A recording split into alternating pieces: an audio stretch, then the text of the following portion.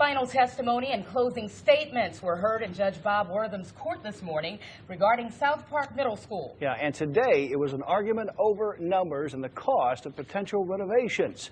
We also saw a groundswell of support for tearing down South Park. 12 News reporter Liz McKernan has the story.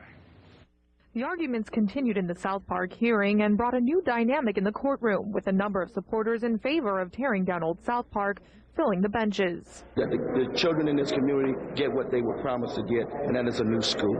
And that is what's right. It was voted, that's what was stated, and that's what should take place. I think the taxpayers that voted for the bond on the fact that South Park would not be torn down, they were misled. And while Monday disputed statements made by BISD, Tuesday brought up the question of numbers. Whether or not it would be cheaper to renovate the school for less than $20 million was hotly debated.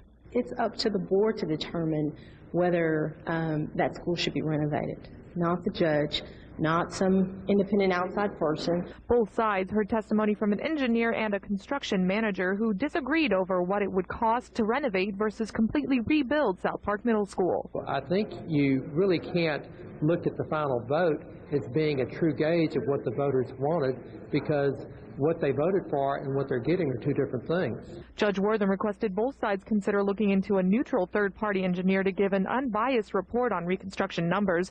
BISD, however, argues that reconstruction was never mentioned in the 2007 bond.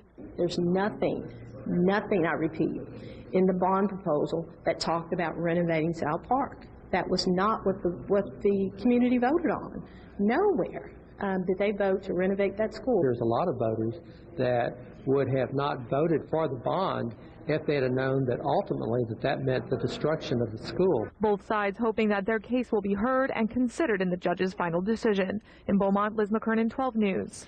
Judge Wortham says he will make a prompt ruling on the matter, but assured both sides he will take time to ensure a fair decision.